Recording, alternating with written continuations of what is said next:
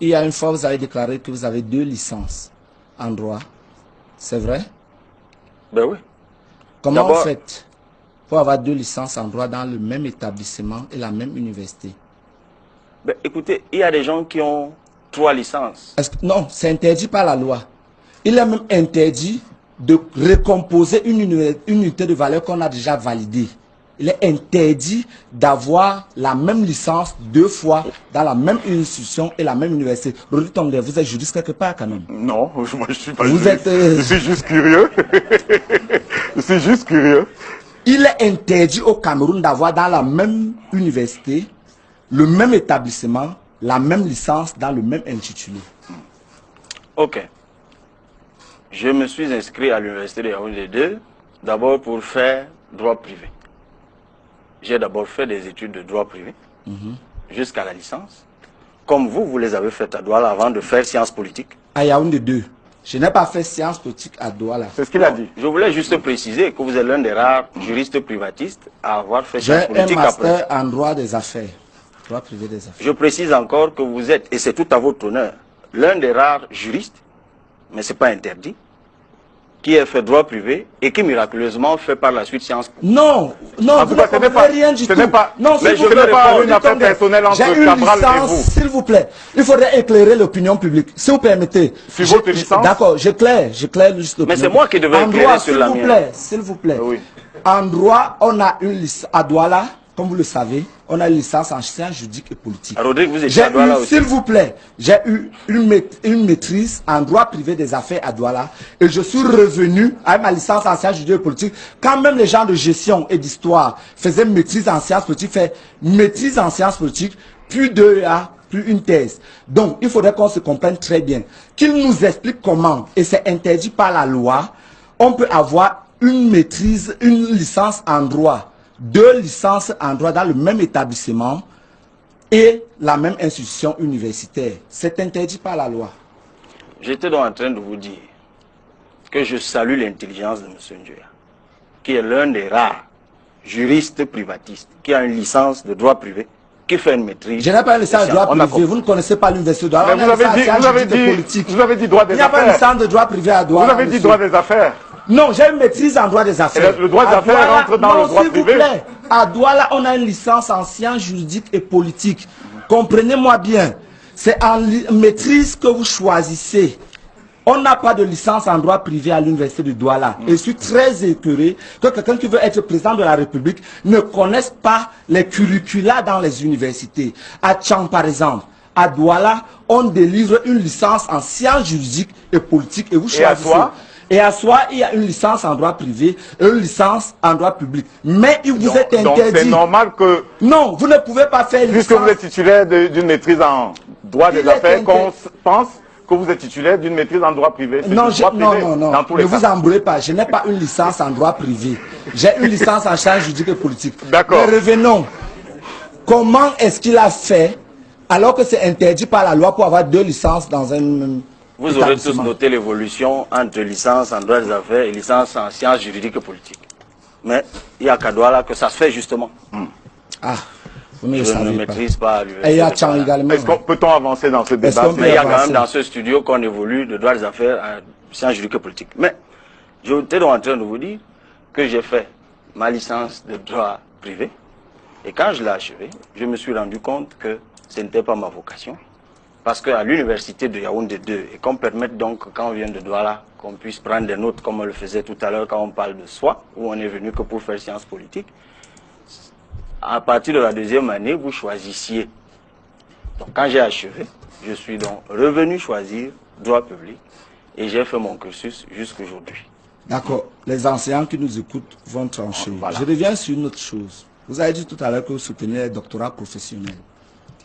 Est-ce que vous savez que, voici le texte de loi, l'arrêté 99/081 du MINUSUP du 23 décembre 1999 qui organise le cycle doctoral au Cameroun et qui ne prévoit nullement le doctorat professionnel. Vous voulez être président de la République. Que ce soit le professeur Magloire Ondoa, que ce soit le professeur Minkwache, et plus encore, au niveau de l'enseignement supérieur, le professeur Jacques Famendongo, ils ont reconnu qu'il y a juste un projet de loi qui est déposé au niveau de la primature pour entériner l'existence des doctorats professionnels.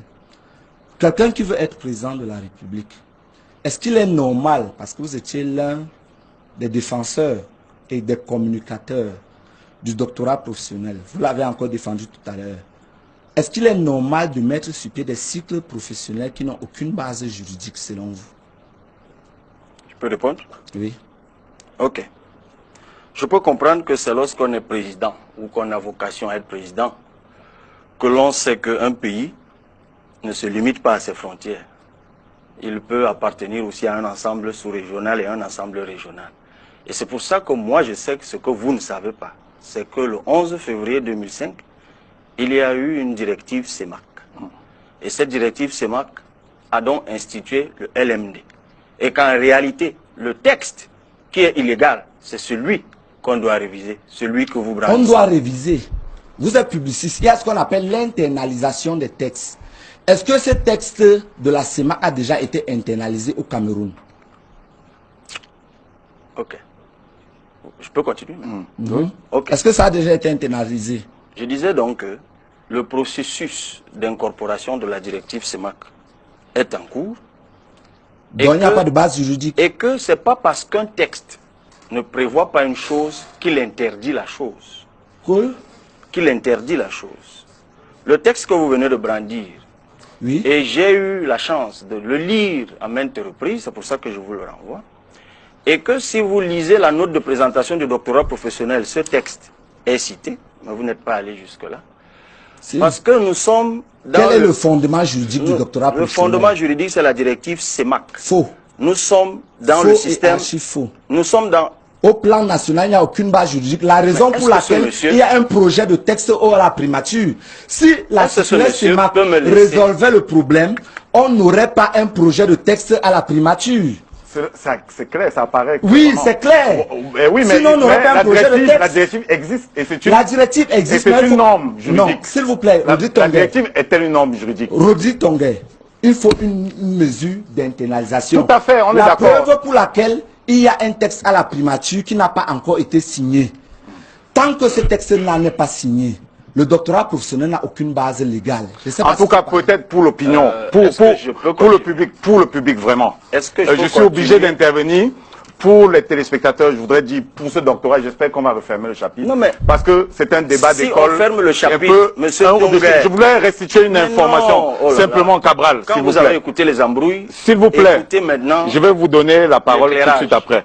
Je voudrais indiquer que le professeur Soso, qui est le président des institutions universitaires des recteurs, oui, le président des institutions universitaires au Cameroun, a clairement dit que le doctorat professionnel n'était pas bienvenu au Cameroun. Il avait tous les recteurs devant lui, avait mis le ministre de l'enseignement supérieur un peu en minorité qui voulait faire passer cela. Il avait cité le doctorat professionnel comme étant un exemple ailleurs, mais les mécanismes n'étaient pas réunis.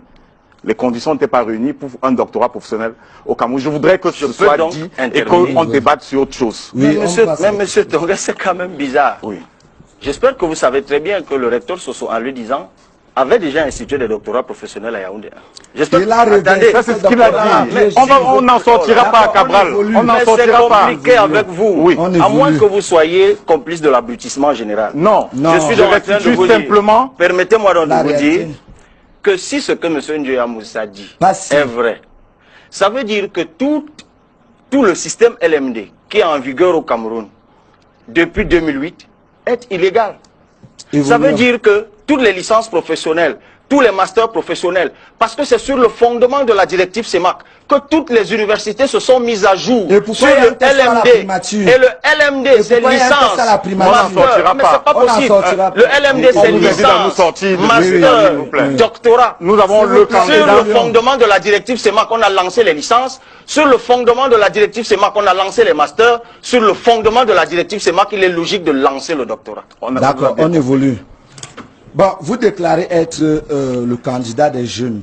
Et l'un de vos mérites, c'est d'être jeune. Et vous présentez d'abord comme ou bien on vous présente comme le Macron camerounais. Mais ce qui est bizarre, à chaque fois que les jeunes se sont retrouvés en difficulté, vous vous êtes retrouvés du côté des vieux. Je ne reviens pas sur les affaires de la grève de 2004-2005, que tout le monde connaît à Yaoundé 2. Mais en 2014, les leaders de la DEC, Charles Barthélemy et Batum, sont arrêtés parce que le professeur Maurice Aurélien Soso, dont on parlait tout à l'heure, institue une somme spéciale de 5 000 francs pour la carte d'étudiant. Ces leaders de la dette s'opposent. Ils sont arrêtés, enfermés, suspendus. L'un à l'école normale supérieure et l'autre à l'école nationale polytechnique de Yaoundé. Sur les antennes d'Amplitude FM, avec certains de vos amis, vous avez soutenu et dit que le recteur avait raison de les faire arrêter, enfermer et de les suspendre au nom de la police administrative. Deuxième fois, David Eboutou et Patrick Sapak sont arrêtés pour leurs histoires dans une chaîne concurrente ici. Et vous passez sur cette chaîne-là, alors que vous étiez consultant également sur cette chaîne comme eux, vous soutenez qu'on avait raison de les arrêter et qu'ils étaient coupables, vous faisiez confiance à la justice. Plus tard, ils sont déclarés non coupables pour les faits de falsification en écriture privée et tentative de chantage, escroquerie et bien d'autres. On a dû, pour les condamner, invoquer comme cela chantage par voie de... On ne va pas juger la justice. Bref, on ne juge pas la justice. Je vais juste remarquer qu'à chaque fois, que ce soit pour Patrick Sapak et David Eboutou, ou pour Charles Barthélemy et Batum Thierry, chaque fois, Cabral Libby s'est rangé du côté des aînés qui étaient les bourreaux de ces jeunes-là, qui étaient plus tard réhabilités. Vous pensez que vous êtes le candidat des jeunes avec ce genre de comportement? Je peux répondre? Je préfère m'adresser à vous maintenant. Dans mon quartier, on dit souvent à certaines personnes, il faut manger avant de boire. Et c'est ce conseil que j'ai envie de donner à M. Ndiaye Moussa. Jamais, sur une radio, je n'ai parlé de l'affaire. Les gens ont vu nos échanges Facebook. Hein? Ah, maintenant, ce n'est plus radio, c'est Facebook. Oui, les gens ont vu nos échanges Facebook. Il faut manger avant de boire. S'il vous plaît, les gens ont vu nos échanges Facebook. Permettons à Cabral de répondre. Je n'ai jamais parlé de cette affaire sur aucune radio. En revanche, j'ai soutenu la position prise sur une radio par M. Richard Macon. La position de Richard Macon, c'était celle-ci. Le recteur d'université exerce la police administrative dans l'université dont il a la charge. Et sur le fondement de ce droit que lui confèrent les textes de l'université, et je suis heureux que celui qui vient d'en faire l'apologie est maintenant celui qui est en train de les remettre en cause, en tout cas leur application en cause. C'est pour ça que je dis aux gens de boire ou de manger avant de boire. C'est ce que j'ai dit, que le recteur avait le droit d'exercer la police administrative. Une fois que tu as fait cette observation juridique, tu ne légitimes pas l'arrestation, puisque derrière, j'ai bien dit que les revendications de ces étudiants devaient être prises en compte. Vous ne l'avez jamais dit. Ça, c'est d'un. De deux. Est-ce qu'on peut... Maintenant, sur l'affaire Sapak, il répond. Oui. Mais sur l'affaire Sapak, une fois encore, ceux qui nous regardent sont témoins. Toutes les émissions que j'ai faites sur la chaîne Vision 4 sont sur YouTube. Il ne me souvient pas, et moi je suis généralement lucide, qu'une seule fois, on ait abordé cette question sur une des émissions à laquelle j'ai participé. Ah bon? À moins de me constituer responsable de ce que les gens disent. Oui. En mon absence. On ne peut pas terminer en une minute. Moi, je vais rapidement continuer. Vous avez déclaré que vous êtes candidat pour 11 millions.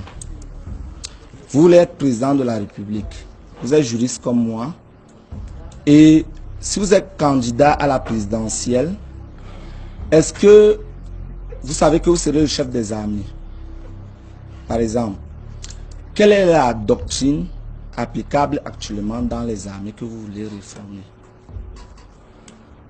D'abord, je ne vous ai jamais dit que je réformais des doctrines.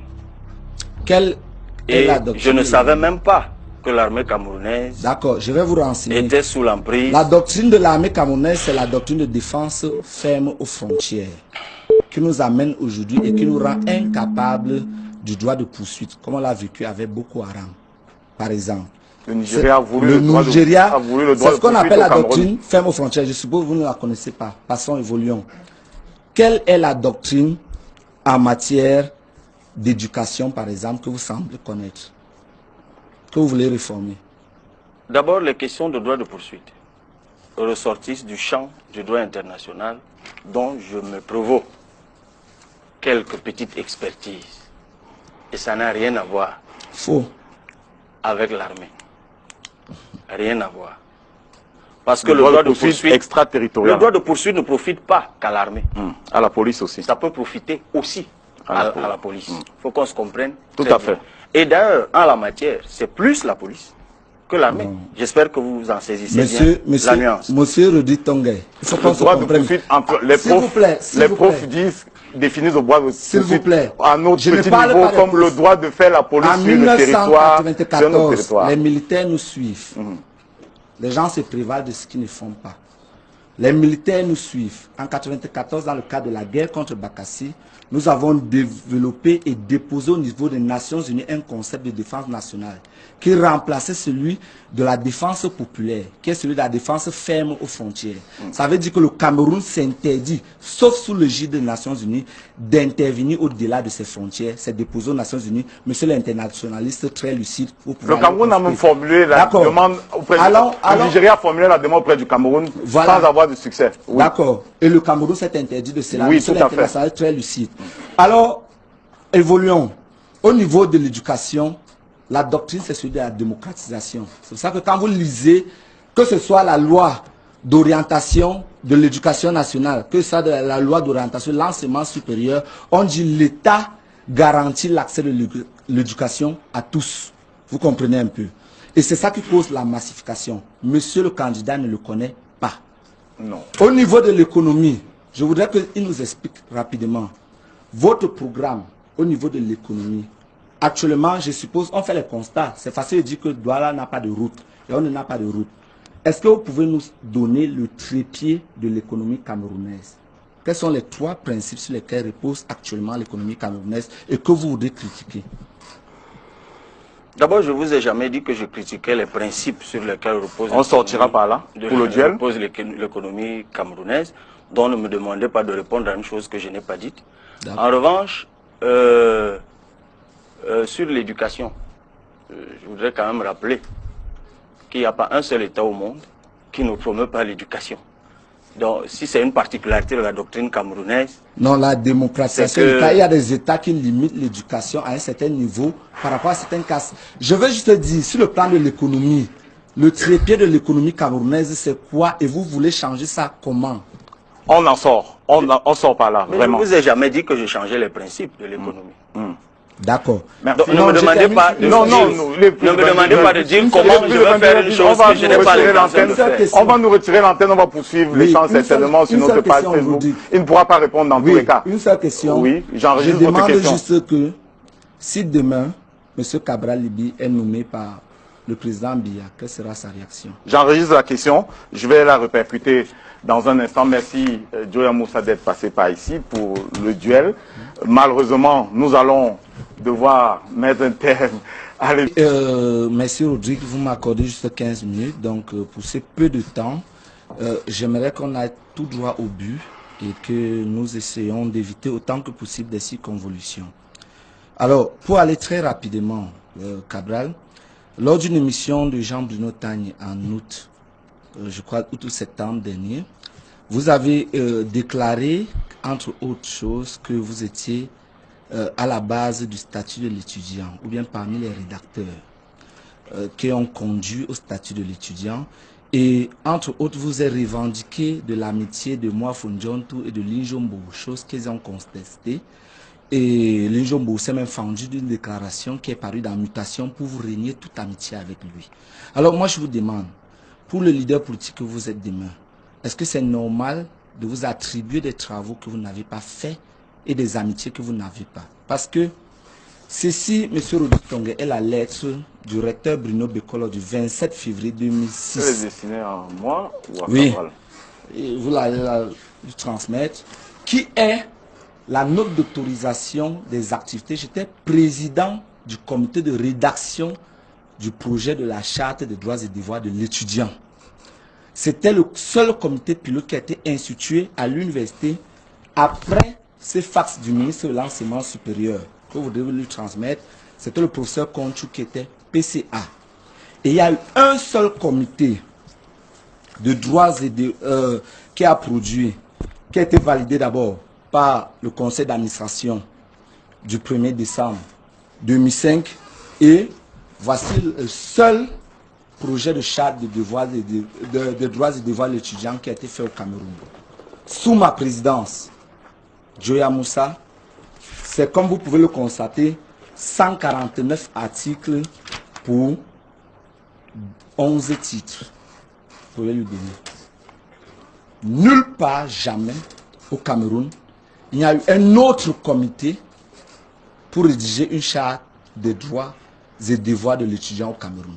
Alors j'aimerais que Cabral nous dise où, avec qui et comment il a rédigé un projet de statut de l'étudiant. Vous avez achevé? Oui. Ok. Je vais... C'est vrai que c'est un travail fastidieux, Rodrigue. C'est une lourde paperasse. Nous sommes au service du public. C'est une lourde paperasse. Allons-y rapidement, hein. Nous avons juste 15 minutes. Où, avec qui et quand avez-vous rédigé un projet de statut des droits et devoirs de l'étudiant? Ok. J'ai vu la date qui figure sur la correspondance du recteur Bokolo. C'est 2006. Savez-vous en quelle année? S'il vous plaît, quand, comment et avec qui avez-vous rédigé? S'il vous plaît, j'ai 15 minutes. Oui, on comprend. Oui, qu'ils disent que j'ai fait tel jour avec telle personne. Il y a des millions de téléspectateurs qui nous regardent et qui sont avertis. Et j'ai 15 minutes juste. Qui sont avertis, si Cabral veut se dérober, les gens le constateraient. Donc, permettons-lui de répondre. Parce que j'ai d'autres questions là. En 2005, le recteur Tabi Manga Jean, dont un an avant la lettre du professeur Bruno Bokolo Ebé, lance à l'université de Yaoundé 2 le concept de l'étudiant citoyen. Je suis donc à cette date coordonnateur des étudiants de l'université de Yaoundé 2. Et à ce titre, il me charge de lui produire une mouture de la charte des droits et devoirs de l'étudiant, parce qu'il avait lancé le concept de l'étudiant citoyen. Vous avez cette mouture-là? Étudiant, mais bien sûr. D'accord, vous allez la produire plus tard, parce qu'on doit évoluer. Mais c'est un peu compliqué avec vous. C'est un peu compliqué avec vous. On avance, on avance. Je parle de 2005. Vous prévalez des échanges de correspondance avec votre recteur à Douala. Permettez-moi de m'en... On a commencé en 2005. Et voilà la correspondance du ministre qu'il aurait pu lire. Il y a eu un seul comité pilote dans toutes les universités camerounaises qui a été institué par le ministre de l'Enseignement supérieur. Je parle sous le contrôle Jean-Paul Ndia, qui est le CELCOM du ministre, vit encore. Le ministre Famé Ndongo existe encore. Voilà le fax du ministre Famé Ndongo. Les histoires internes à l'université de Yaoundé-Soa, je mets à défi Cabral demain de nous produire une correspondance ou une note officielle du recteur Tabi Manga et la mouture de la charte qu'il aura produite. Parce que si on commence dans les racontats, on ne va pas terminer. On a 15 minutes. On évolue. Alors, si vous permettez quand même, parce que quand vous pouvez noter simplement les questions pour lesquelles Joya Moussa ne souhaite pas de réponse. Vous aurez noté que vous allez répondre juste après. d'un document signé un an après ce dont je me suis prévalu. C'est 2005. Le document du ministre, c'est 2005. C'est septembre 2005. C'est ce que j'allais donc vous expliquer. En réalité, ce qui déclenche le document que vous recevez à Douala, c'est le travail que nous avons abattu à l'université. Vous aviez déjà un peu mouture. Parce que vous le savez très bien. La plupart des réformes qui ont été faites en 2005 ont commencé par l'université de Yaoundé 2. Vous avez déjà un mouture. Seul le recteur Tabi Manga avait lancé le concept. Vous aviez déjà un mouture. Vous avez un document. Je vous mets au défi de le produire un jour. Deuxième question. Quel est le rôle que vous avez joué exactement dans la grève de 2005? Pendant la grève de 2005? Ben écoutez, j'étais leader du comité de droit, du comité de défense, mais je défendais les intérêts, c'est compliqué, je défendais les intérêts des étudiants de l'université de Yaoundé 2 en 2005. D'accord. Dans le comité de défense des intérêts des étudiants de Yaoundé. Vous êtes recruté quand? En 2009, à l'université. Avec Richard Macon? Non. Ils sont recrutés quand? Eux, ils sont recrutés, vous allez leur demander. Depuis l'opinion, vous veut bien savoir qui est Richard Macon. Oui, d'accord. Vous êtes bien informé, moi je vous réponds. On avance. Il y a une fois, parce qu'il faut sortir, j'ai plusieurs parties. Il y a une fois, vous avez déclaré que vous avez 2 licences en droit. C'est vrai? Ben oui. Comment vous D'abord- faites pour avoir 2 licences en droit dans le même établissement et la même université? Ben, écoutez, il y a des gens qui ont 3 licences. Non, c'est interdit par la loi. Il est même interdit de recomposer une unité de valeur qu'on a déjà validée. Il est interdit d'avoir la même licence 2 fois dans la même institution et la même université.